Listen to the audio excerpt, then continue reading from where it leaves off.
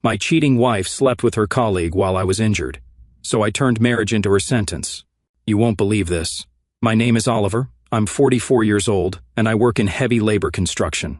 I used to play rugby back in college, which explains why I can still handle the physical demands despite recently recovering from neck surgery. For 20 years, I thought I had the perfect marriage with my wife Bethany, who's 43 and works at a corporate office that's been expanding rapidly. We met in 1999 when we were both 24, young and stupid in love. I was this rough-around-the-edges guy who could fix anything with my hands, and she was this sweet, intelligent office worker who seemed to balance out my rough edges perfectly. We built what I thought was an unshakable foundation.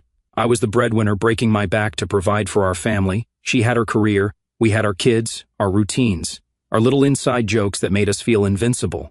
I trusted Bethany completely.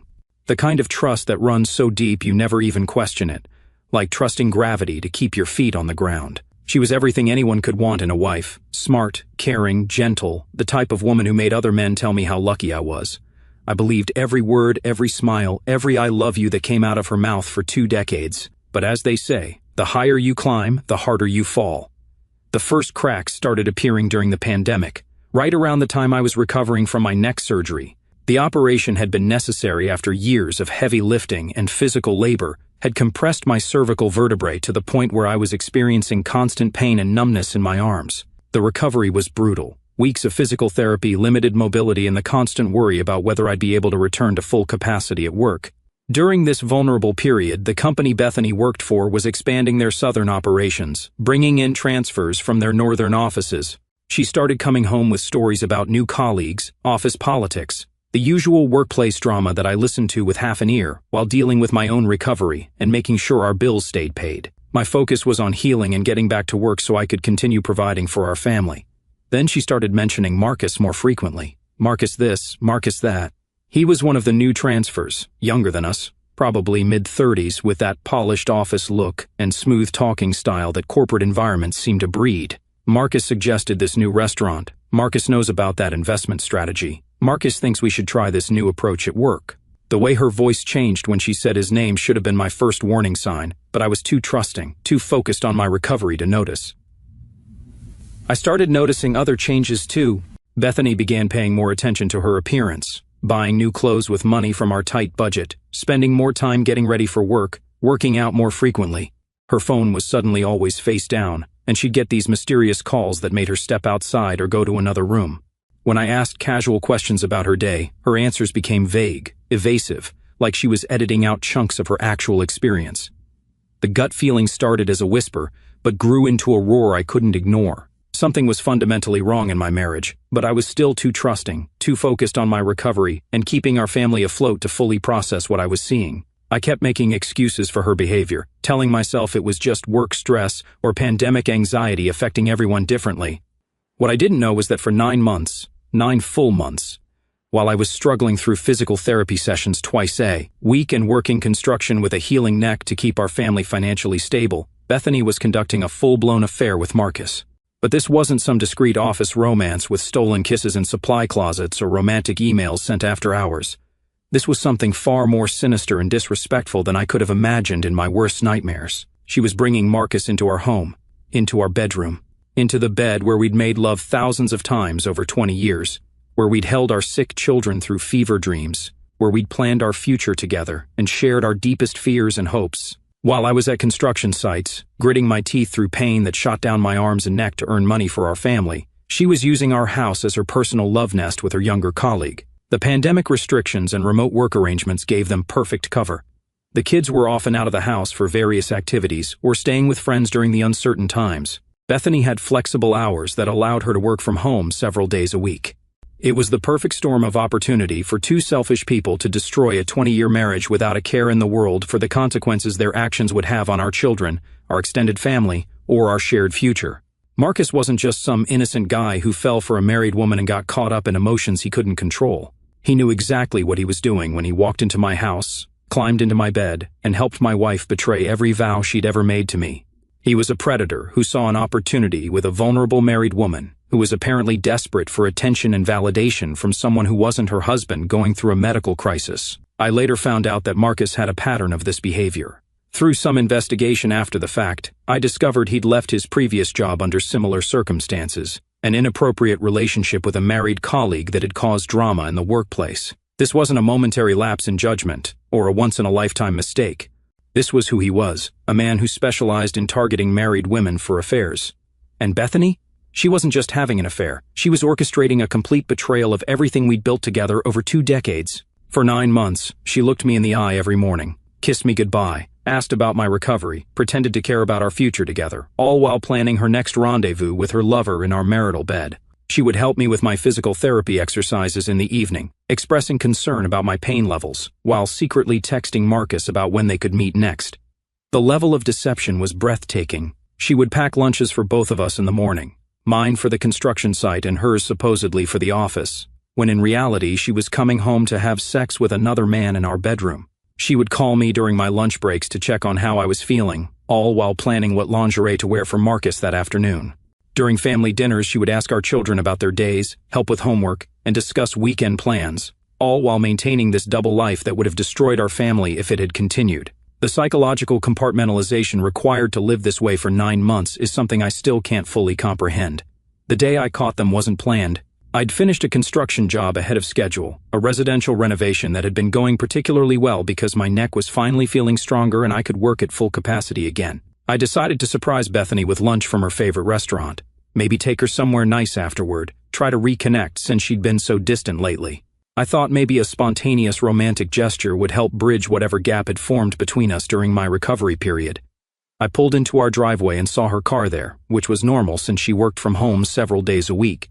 I used my key to enter quietly, thinking I might actually surprise her for once after months of predictable routines. I called out her name as I walked through the house, but got no response. The house felt different somehow. There was an energy in the air that I couldn't quite place. Then I heard sounds from upstairs, sounds that made my blood turn to ice in my veins. At first, my brain refused to process what I was hearing. It couldn't be what I thought it was. Not in my house, not in my bed, not my wife of 20 years. But as I stood at the bottom of our staircase, the sounds became unmistakable. I took out my phone and started recording as I climbed those stairs. Every step felt like walking through quicksand, but some part of my brain knew I needed evidence. I needed proof of what I already knew in my heart was happening above me. My hands were shaking so badly I almost dropped the phone, but I forced myself to keep recording. Our bedroom door was slightly open. Through that gap, I could see my wife of 20 years completely naked in bed with Marcus, both of them so absorbed in their betrayal that they had no idea I was standing there watching. I recorded for several minutes, capturing every detail of their affair, every proof of her infidelity, every second of the destruction of my marriage. The scene was even worse than I could have imagined. They weren't just having sex, they were making love.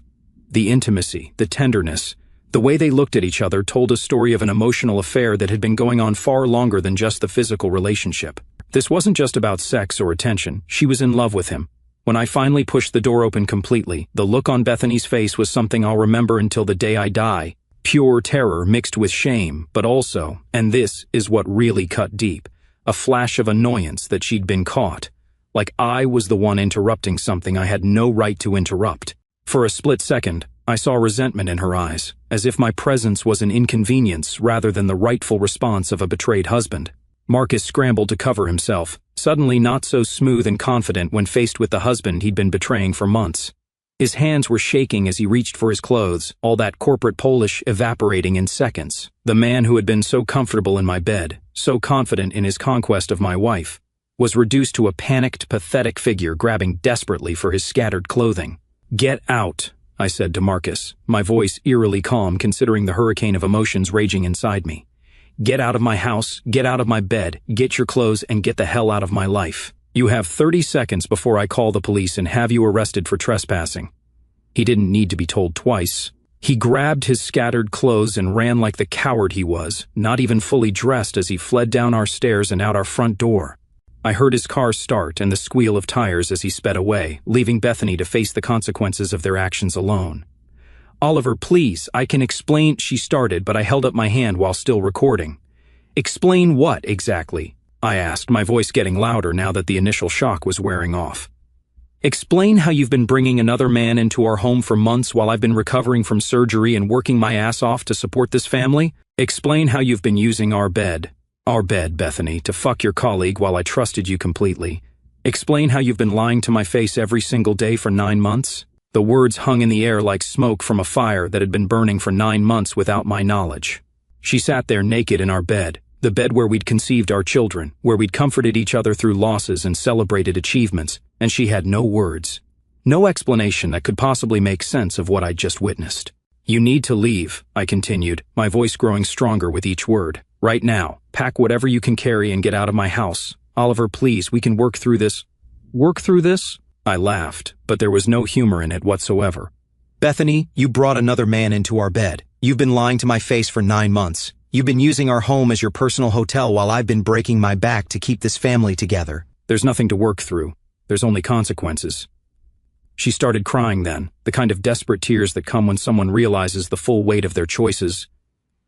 But I was beyond being moved by her tears. Those tears had worked on me for 20 years, but not anymore. I'd seen behind the mask now, seen what she was capable of when she thought I wouldn't find out. I'm changing the locks today, I told her.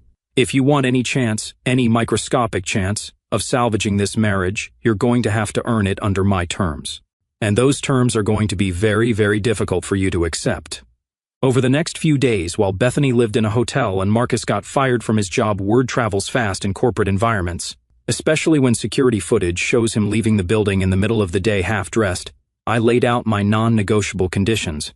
These weren't suggestions or starting points for negotiation. These were the price of admission if she wanted back into this marriage. First, she had to sign a postnuptial agreement that would leave her with almost nothing if she ever betrayed me again. Every asset, every investment, every penny we'd built together over 20 years would be mine if she so much as looked at another man inappropriately. The postnup was ironclad and ruthless, drafted by the best divorce attorney in the city who specialized in protecting betrayed spouses. The document was comprehensive and humiliating. It included clauses about her behavior, her whereabouts, her communications, her social interactions. She would have to account for every hour of her day. Her phone, computer, and social media would be subject to random inspections. She would wear a GPS tracker disguised as jewelry so I could monitor her location at all times. Second, she had to cut all contact with Marcus immediately and permanently. No goodbye conversation, no closure, no explanation. Complete and total severance from the man she'd chosen over her husband and family. If she ever contacted him or he contacted her, the marriage was over instantly and the postnup would take effect immediately. This meant she also had to quit her job at the company where they'd met. I wasn't taking any chances with her being around that environment or those people who had enabled her affair by not reporting what they surely must have suspected. She would have to find new employment, which would likely mean a significant pay cut and starting over in her career. Third, and this was the condition that made her face go white, she had to agree that I could sleep with other women without her knowledge, consent, or input, and she couldn't object, ask questions, or even acknowledge it was happening. You gave away your right to sexual exclusivity when you brought Marcus into our bed, I explained coldly. If you want to come back to this marriage, you accept that the rules have fundamentally changed. You'll never know when, where, or with whom, but you'll know that your betrayal opened a door that can never be closed. Fourth, she had to undergo STD testing and provide me with the results. The thought of what diseases Marcus might have exposed her to, and by extension me, was another layer of betrayal that needed to be addressed. Fifth, she had to write a detailed confession of her affair, including dates, locations, and activities, which would be kept in a safe deposit box. If she ever tried to rewrite history or minimize what had happened, I would have her own words to contradict her. Sixth, she had to attend individual counseling to understand why she had made these choices. But couples counseling was off the table. This wasn't about fixing our marriage, this was about her fixing herself. Seventh, she had to inform both sets of our parents about her affair. Her shame couldn't be kept private while I suffered publicly. Our families needed to know who was responsible for the potential destruction of our 20-year marriage. It took her 3 weeks to agree to my terms. 3 weeks of living in that hotel, of realizing that Marcus had no intention of leaving his wife for her, of understanding that her fantasy had cost her everything real in her life. 3 weeks of begging, pleading, and promising things she should have been doing all along. During those 3 weeks, I had time to investigate further. I hired a private investigator who uncovered the full extent of their relationship. 9 months of hotel receipts, restaurant bills, gift purchases, all paid for with money from our joint accounts. She had been funding her affair with our family's money, while I worked construction with a healing neck injury. The investigator also revealed that Marcus had been bragging about the affair to colleagues, describing intimate details about my wife and mocking me as the clueless husband. He had shown photos of Bethany to other men at work, turning my wife into office entertainment. The humiliation wasn't just private, it was public, and everyone at her workplace knew what was happening, except me. When she finally signed those papers and moved back in, we weren't the same people who had stood at the altar 20 years earlier. The trust that had been the foundation of our relationship was gone, replaced by a contract that spelled out exactly what betrayal would cost her. The months that followed were a masterclass in consequence and control. Bethany had to rebuild her entire life around my terms, and every day she was reminded of what her betrayal had cost her. She went from being an equal partner in our marriage to someone who existed in our home at my discretion, under conditions she had no choice but to accept. The post-nuptial agreement wasn't just a legal document. It was a daily reminder that her financial security, her future, everything she'd worked for over 20 years, hung by a thread that only I controlled. Every morning when she woke up, every evening when she came home from work, she knew that one mistake would leave her with nothing. The most powerful part wasn't what I took from her. It was what she gave up willingly to earn back the privilege of being my wife. She had to live knowing that while she was bound by strict fidelity under penalty of losing everything, I had complete freedom to do whatever I wanted with whomever I wanted, whenever I wanted. She signed away her right to exclusivity, her right to know, her right to object. I watched her struggle with this reality every day. When I came home late without explanation, I could see the questions in her eyes that she wasn't allowed to ask. When I received text messages that made me smile, messages she couldn't see or inquire about, I watched her wrestle with the uncertainty she'd created. When I told her I'd be going out for the evening with no details about where or with whom, she had to simply accept it with a smile. The GPS tracker I required her to wear became a constant reminder of her lost freedom. Every movement was monitored, every location logged. She couldn't go anywhere without my knowledge, couldn't deviate from approved routes between work and home without explaining herself. The woman who had felt so free and adventurous during her affair now lived in a digital prison of her own making. Marcus, meanwhile, discovered that actions have consequences in the real world. His wife divorced him after learning about the affair, taking half of everything he owned and getting primary custody of their children. His reputation in the corporate world was destroyed. Word spreads fast in professional circles about men who sleep with married colleagues and brag about it to coworkers. I made sure of that last part. I have friends in various industries, people who know people, connections built up over years of honest work and trustworthy behavior. A few strategic conversations here and there ensured that Marcus's name became synonymous with unprofessional conduct and poor judgment. Every job application he submitted, every interview he went on, somehow his past caught up with him. The corporate world is smaller than people think, and reputation is everything. Marcus went from being a rising star with a promising career to damaged goods that no company wanted to touch. HR departments started asking pointed questions about his departure from his previous job. References stopped returning calls, opportunities dried up. Last I heard, he'd moved back to his hometown up north, working some dead-end job that was beneath his education and experience. His smooth talking and polished appearance weren't enough to overcome the stench of being a homewrecker who destroyed a 20-year marriage for 9 months of sex. Some stains don't wash out, no matter how much you scrub. The psychological impact on Bethany was immediate and lasting. She'd gone from feeling desired and special, the center of Marcus's attention and compliments, to feeling like a convicted criminal on parole. She had to check in with me constantly, account for her time, prove her whereabouts. Her phone became an open book that I could examine anytime I wanted. Her computer, her email, her social media, all under my surveillance. She had to quit her job at the company where she'd met Marcus. I wasn't taking any chances with her being around that environment, or those people who had enabled her affair by not reporting what they surely must have suspected. She found new employment, but at a significant pay cut and with none of the seniority she'd built up over years of dedicated work. The financial impact was substantial too. Between the job change, the legal fees for the post-nup, the cost of the private investigator, and the price of rebuilding trust through transparency services that monitored her activities, our household income dropped significantly. She went from being a contributing partner to being a financial burden, and she felt that weight every day. But the deepest cut was the complete loss of respect from our children.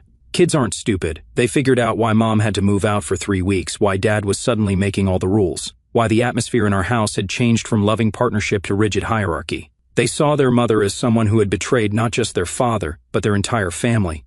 Our teenage daughter stopped coming to Bethany for advice about relationships or personal problems. The irony was devastating. How could she trust relationship advice from someone who had destroyed her parents' marriage? Our son became distant and cold toward her. choosing to spend time with me instead and clearly seeing me as the wronged party who deserved his loyalty. Family dinners became awkward affairs where conversation was stilted and forced. Holiday traditions felt hollow because everyone knew the foundation of our family had been cracked. Extended family gatherings were torture for Bethany because everyone knew what she'd done. I'd made sure of that as part of her consequences. The confession letter she'd written detailing her affair was particularly devastating to read. 9 months of planning, of deliberate choices, of opportunities to stop and consider what she was destroying. She described moments when she'd felt guilty but pushed through anyway. Times when she'd looked at family photos and chosen Marcus over us. Instances when she'd lied directly to my face about her whereabouts. Reading that letter destroyed any remaining romantic feelings I had for her.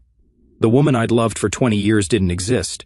She'd been replaced by someone capable of sustained deception and betrayal. The letter revealed that she'd even considered leaving me for Marcus at one point, but decided to keep both relationships going as long as possible. The counseling she was required to attend revealed disturbing truths about her mindset during the affair. She admitted to feeling entitled to attention and validation from other men. She felt that my focus on recovery and work had somehow justified her seeking emotional and physical intimacy elsewhere. She actually believed she was the victim in our marriage because I wasn't giving her enough attention while dealing with a medical crisis. This victim mentality was perhaps the most infuriating discovery of all. Instead of taking responsibility for her choices, she blamed circumstances. Blamed me, blamed everyone, except herself. The counselor's notes, which I required access to, showed a woman who was more sorry about getting caught than about the betrayal itself. Meanwhile, I was discovering my own strength. The man who had been devastated by walking in on his wife's affair was being replaced by someone who refused to be a victim. I started working out more intensively. My neck finally healed enough to handle serious exercise. The physical strength I was building seemed to parallel the emotional strength I was developing. I began to understand that I had all the power in this new dynamic. Bethany needed me far more than I needed her. She needed the financial security, the social status, the family structure that our marriage provided. I could walk away anytime and start over. A 44-year-old man with a good job and no baggage. She would be a 43-year-old woman with a reputation for adultery and limited financial resources. This realization was liberating. For 20 years, I'd operated from a place of love and trust, always considering her feelings and needs alongside my own. Now I operated from a place of power and control, making decisions based solely on what was best for me. It was a complete reversal of our relationship dynamic. The community response was overwhelmingly supportive of me. Word had gotten out about the affair, and public opinion was firmly on my side. Other wives made pointed comments to Bethany about loyalty and faithfulness. Other husbands looked at me with respect for how I'd handled the situation. I went from being a victim to being an example of how a man should respond to betrayal. I started receiving messages from other men who had been through similar situations, asking for advice on how to handle their own wives' affairs. I became something of a mentor in online communities for betrayed spouses, sharing my strategy of total consequence and controlled reconciliation. My approach was studied and emulated by other men who refused to be doormats. The power dynamic in our bedroom had completely shifted as well. The woman who had given herself so freely to Marcus now had to earn every moment of intimacy with me. I decided when, how, and under what circumstances we would be intimate. She had no right to refuse or make demands. The balance of sexual power had shifted completely in my favor. I never did exercise my right to sleep with other women, but not because I couldn't or wouldn't. The option existed hanging over our marriage like a sword, and that was enough. The knowledge that I could step outside our marriage anytime I wanted while she remained bound by strict fidelity was more powerful than actually doing it. The psychological impact of this arrangement was profound. She lived every day knowing that she was disposable, that her marriage existed only because I chose to honor our contract rather than exercise my freedom. Every time she saw an attractive woman, she wondered if I was considering my options. Every business trip I took, every evening I spent out, she had to wonder if this was the time I would use the freedom she'd given me. Years passed, and our marriage continued, but it was a completely different institution than what we'd had before. It was built on power rather than partnership, on consequences rather than love, on fear rather than trust. Some people might say that's not really a marriage at all, but it was what her choices had left us with. Our children grew up understanding that actions have consequences, that trust once broken is nearly impossible to rebuild, and that some mistakes change everything forever. They saw their mother living under terms she'd accepted to avoid losing everything, and they understood justice in a way most kids their age didn't. The postnup remained in effect, its terms as binding as the day she'd signed it. Every anniversary of her betrayal, I would remind her of the date, of what she'd cost us, of how different our life could have been if she'd made better choices. These weren't cruel reminders, they were necessary ones, designed to ensure she never forgot the price of infidelity. Marcus's life continued to spiral downward. His career never recovered, his reputation never healed, and his personal relationships suffered from his demonstrated inability to respect boundaries or commitments. He became a cautionary tale in professional circles about the long-term consequences of workplace affairs. I kept tabs on his situation through my network, not out of ongoing anger, but as confirmation that justice had been served. He'd gambled his career, his marriage, and his reputation on 9 months with another man's wife, and he'd lost everything. That seemed like appropriate compensation for what he'd cost me. Bethany aged visibly under the stress of living with the consequences of her choices. The carefree, confident woman who had felt so attractive and desired during her affair was replaced by someone who looked perpetually worried and defeated. She carried the weight of her betrayal in her posture, her expression, her general demeanor. But she stayed, and she complied with every term of our agreement. She rebuilt her career slowly, earned back small amounts of trust through consistent behavior, and learned to live within the constraints she'd accepted. She became a model of compliance and submission, the exact opposite of the rebellious, entitled woman who had brought Marcus into our bed. I watched this transformation with satisfaction rather than sympathy. This was justice in action, not the quick justice of divorce court, but the long, slow justice of living with consequences day after day, year after year. She had chosen to prioritize her immediate gratification over her family's long-term well-being, and now she lived with that choice every single day. The marriage counselors and relationship experts might say our arrangement was unhealthy or unsustainable, but they would be wrong. It was perfectly sustainable because it was built on clear expectations and consistent enforcement. There was no ambiguity, no room for interpretation, no possibility of misunderstanding what was expected and what would happen if those expectations weren't met. I am no longer a victim of someone who tried to destroy my life through betrayal. Today, I am a man who survived and won. I took back control, set the terms, and made sure that the consequences of infidelity fell on the person who chose it. I didn't just survive Bethany's betrayal, I made sure she lives with the results of her choices every single day. The truth found me in our bedroom that day, and it changed everything. But in the end, I'm the one who walked away with my dignity intact, my terms accepted, and my life rebuilt on my own terms. That's not just survival, that's victory. I proved that betrayal doesn't have to mean defeat, that consequences can be more powerful than forgiveness, and that sometimes the best revenge is not revenge at all. It's justice, served consistently and without compromise for as long as it takes. Some people get divorced when they discover infidelity. Others forgive and try to rebuild trust. I chose a third option. I restructured the entire relationship on my terms, ensuring that the person who caused the damage would bear the consequences for as long as we remained married. It was unconventional, but it was effective. It was my victory, earned through strength rather than weakness, through consequences rather than forgiveness, through justice rather than mercy. And every day that Bethany wakes up in our house, subject to our contract, living under my terms, is another day that proves betrayal has a price. And that price is paid in full, with interest, for as long as I decide it should be.